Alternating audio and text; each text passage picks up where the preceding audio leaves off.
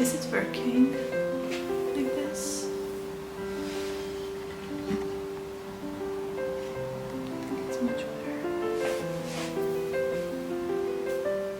Yeah, let's roll with it. First of all, before I'm going to talk about any books in this video, I think this might be my first video of the new year, so I want to wish you all a very happy and healthy new year. A happy 2025. It's crazy to say it's 2025. So yeah, let's start. I'm grabbing my tea, I'm getting the books, and then we jump into the video.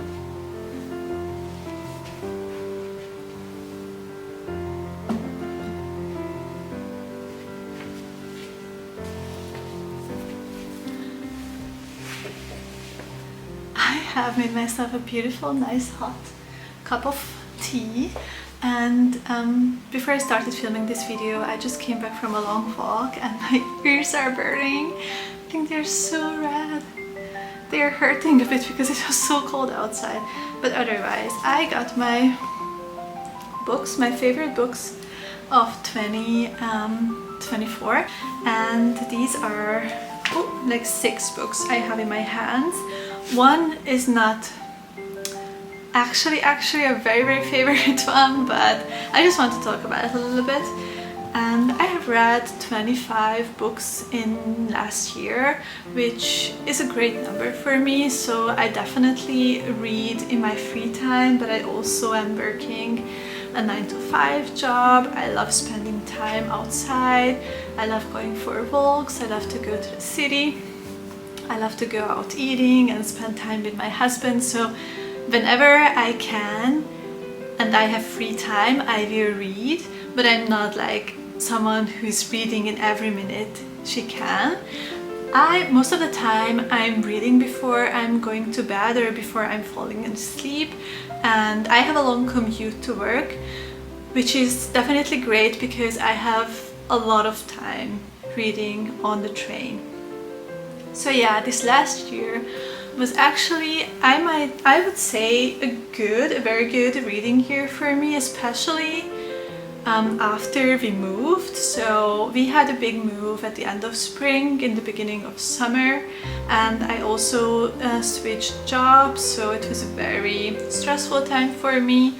And in spring I didn't really read that much, but then after I started commuting longer, I have really started reading a lot, and I have read such great books in the summer and from summer on. So yeah, I would just jump into the video, and as I mentioned before, I read 25 books.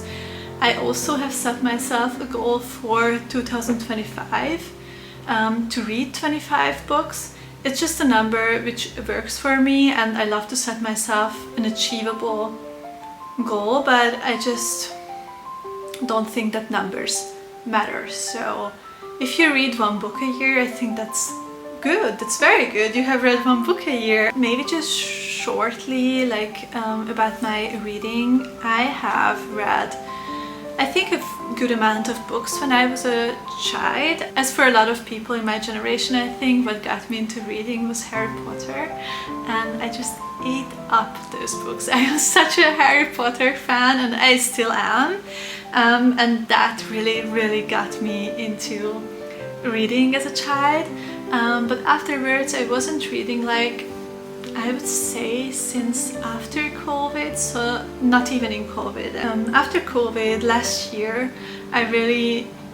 was it last year? No, in 2023, I said in January, okay, I really want to read more and just explore some genres and just see what I really like about books, and then I really got into reading, and it's a very big part of my life at this point. I enjoy reading different kind of books, which you will see also in this video. Like, I don't have one genre I'm really into. I love reading about stories which move me. I definitely love a book what has great plot. I love when the characters are showing great developments, and I love everything magical. Also like more like in the direction of fantasy, but I wasn't reading any fantasy books in that sense in last year, but like so not set completely in our world as we know it, if that makes sense. The first book I have here is So Late in the Day by Keegan. This book was so special for me last year. It's very, very short. It's like you can read it within an hour, I would say. It's like, let me check. It's 47 pages, and I consider rereading it this year as well. It's set on a very hot summer day in Dublin, I think, for sure in Ireland.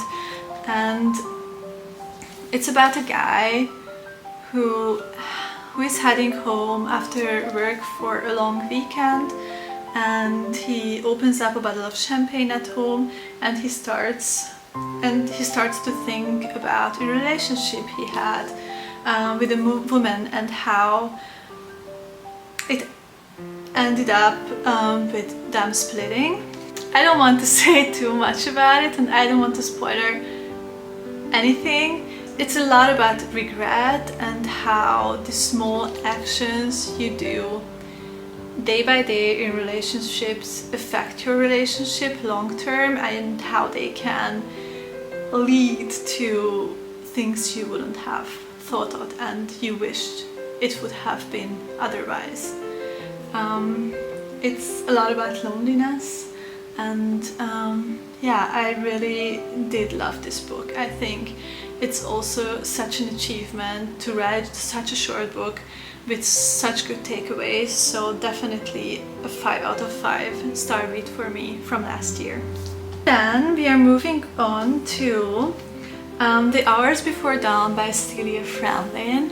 I have never heard about this book before, and I have never heard about her, unfortunately, but one of my favorite things to do is to go to a bookstore and explore books I have never heard of. We have a very nice bookstore here in the city in Innsbruck, and you can just collect some books and go to have coffee or some drinks on the first floor.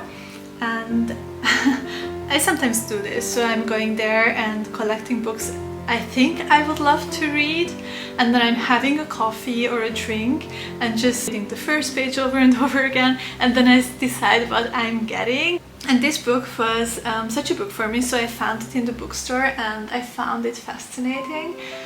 And it's set in spring, and it's about a family, and it's about family dynamics. This woman is getting her 3rd baby, and they are renting out one room in their home, and there's a woman moving in, and things start to get strange. Like, it's definitely like more of a fever dream book, and I love this context. Like, I love when you read and you don't know what is happening to them and what they are just thinking is happening to them. So it was definitely one of those books. And just keep in mind, it was written, I'm not sure, in the 50s or in the 60s, so the family dynamics, yeah, it was first published in 1958, so just keep in mind when reading this book that the family dynamics are different to our society now, but otherwise it kept me on my toes. It's a very, very good one, and I'm definitely going to read some more books by Celia Fremlin because I loved her writing style so much. Yeah. The next one is The Ocean at the End of the Lane by Neil Gaiman. This is the first book I have ever read by Neil Gaiman, but definitely not the last one. A very good friend of us visited, I think it was in spring, and he told me that he's reading this book, and he has a very good reading style, or a very good reading taste, sorry. And I saw this one at the bookstore and I said, okay, you are coming home with me. And I read it in the summer. It's, I don't know what to say about this book. Like it's so magical. It's so beautifully written. It's about childhood innocence and so much magic. And what I think Neil Gaiman does and did in this book so good is like, I'm not sure how to frame it, because I think as adults we tend to lose our childish thinking and we are just not seeing past a certain level, you know what I mean, if you know what I mean. And he does, and he's writing so beautifully in this book. I'm in love with this. It's for sure a 5 out of 5 star read for me. I will treasure this book forever.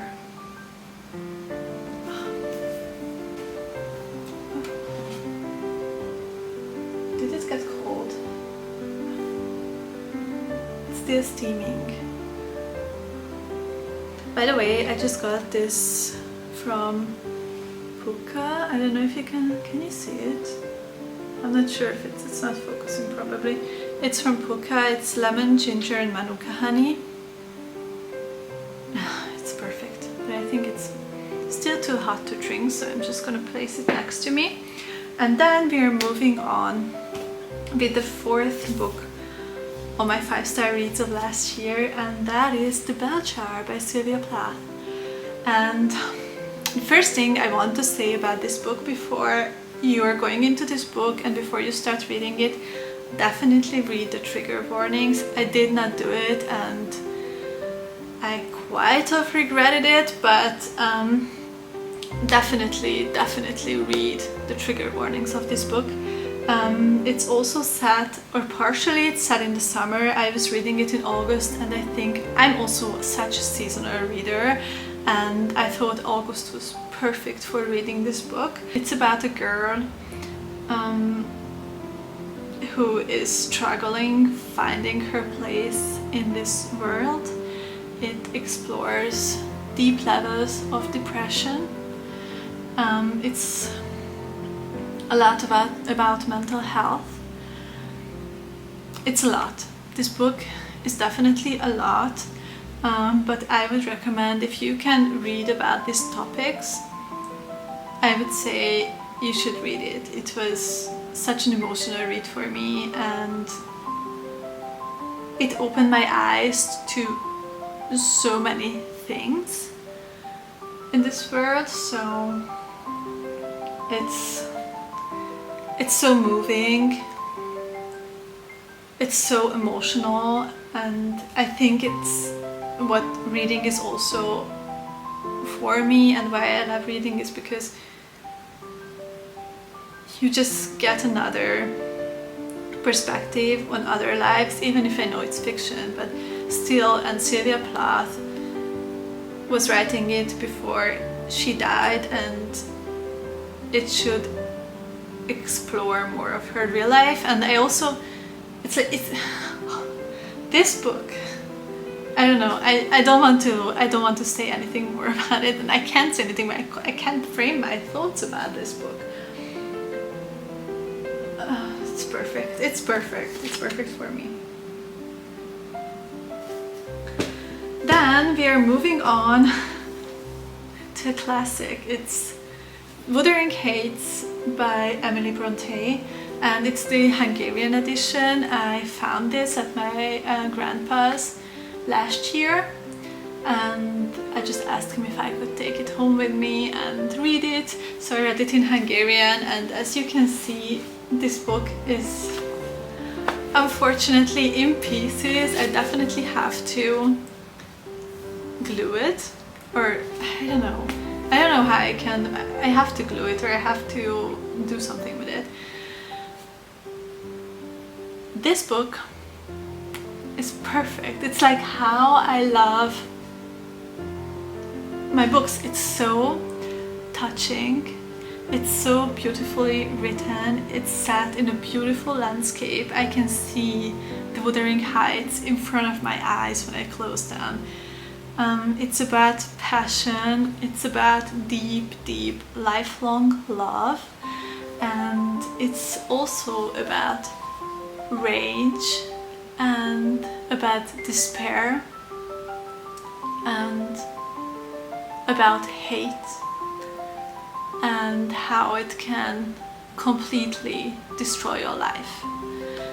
That's what Wuthering Heights is for me, and it was the first Brontë book I have ever read. I definitely want to read Jane Eyre as well, but Emily Brontë did something very, very special with Wuthering Heights, I would say. It was amazing.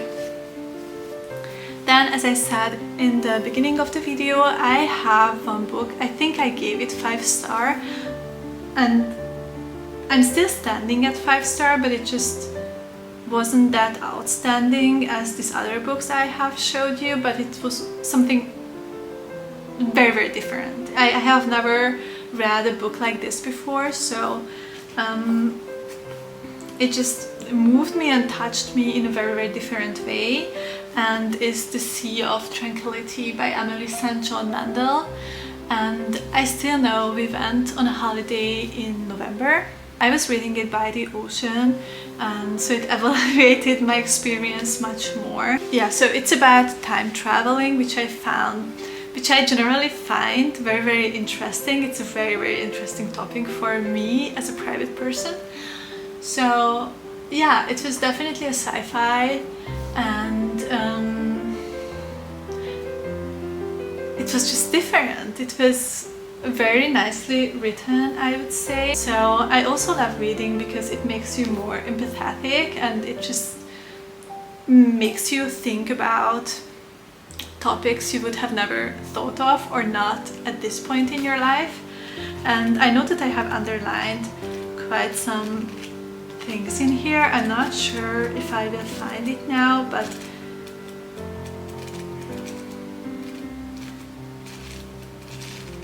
no, I'm not finding the things I was underlining, but it's like a different book. It's good, different on another level. So yeah, these were my 5-star reads of 2024, and now I want to talk to you about some books I really wish to read in the next year or in 2025. And I set myself a goal to read 24 books, and as I said before, I think numbers are not important. If you are reading just 1 book a year, it's crazy good. If you're reading 70 books a year, I'm so happy for you, but that's something I could never achieve. So yeah, I have quite some books on my shelves which I haven't read until now. Maybe in another video we can go through them, but now I would love to talk to you about some books I know I'm definitely going to read in the new year. So let's start. I'm just placing them next to me. So let's start with the books I'm currently already reading, and the first one is Beartown by Fredrik Backman. I have heard such great things about this book that I thought, okay, something has to get me through this winter blues I'm currently experiencing. So I picked up Beartown, and I'm currently, I think I'm 40 pages in, so it's a thick one. I'm just at the beginning. Until now, nothing really happened, or not much has happened, so I'm not sure what to say about this book at this point, but I'm really happy where it's going, and the settings are so good for this part of the year, like for winter. So I'm very excited about this one. The other book I'm still reading, you have already seen in some other videos, but it's also a very, very thick one, and it's A Little Life. It's very intense, you guys, so I really have to read it slow, and I'm not rushing it. at all. I am like 104 pages in. I haven't taken it to Hungary and I haven't read a line since December, but I really want to pick it up again before I'm forgetting what it was about until now. So I'm definitely going to read A Life. And what I'm currently also reading is non-fiction. Last year I wasn't reading a lot of non-fiction, and this year I also want to get back more to it because I generally enjoy them a lot. And it's The Pivot Year by Brianna Wiest.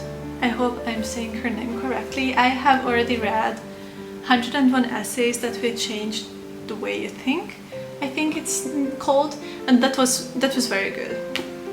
And there if I can show you, these is like broken down to days, like day 6, day 7 and so on, and I'm intending to read 1 page a day, so like dedicated to that day and just think about the topic. And I'm actually buddy reading it with my husband, with Mate, and we are just talking about our experiences and what we got from those sentences and from those pages, and just talking about it, comparing them, because what I realized is even when we're reading the same lines, the same sentences, the same book, it's very different what we get out of them. So it's nice to read it with him and to be just able to discuss these topics in here.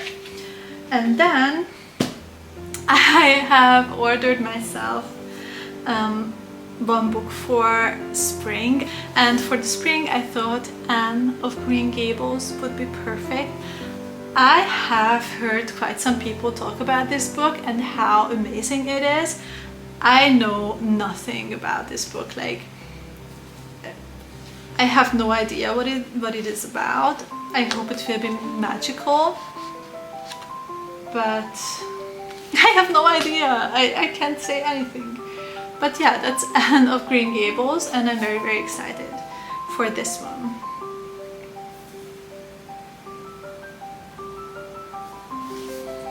And then I have 3 other books. So Matti and we gave each other 3 books we have already read. And the first he gave me is Turning Pro by Steven Pressfield. I have already read 1 book by Steven Pressfield. It was The War of Art, and I really, really did enjoy that, so I'm excited to read this one. He picked up The Kitchen Confidential by Anthony Bourdain. He made like a foodie series back in the time, or a TV show, and I'm really, really excited about this book. I have already heard great things, and Mate said it's like very descriptive about hospitality and kitchen and chef life itself, so that makes me very, very excited to read this. And then he picked up The English Patient by Michael Ondaatje for me. I don't know a lot about this book. I know that there was a movie made of it, and I have never saw that, so I'm really going into this by knowing actually nothing. So I'm excited to read those books, and I hope that I will have a great reading year again.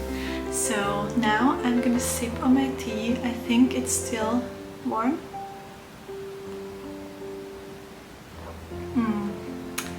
It's drinkable at this point. So that's were the books I enjoyed the most in 2024, and the books I'm very, very excited to read in the new year. And now what I'm going to do, I'm going to read, I think, because that just set the tone for a very, very cozy reading evening. So cheers guys, and thank you very much for watching.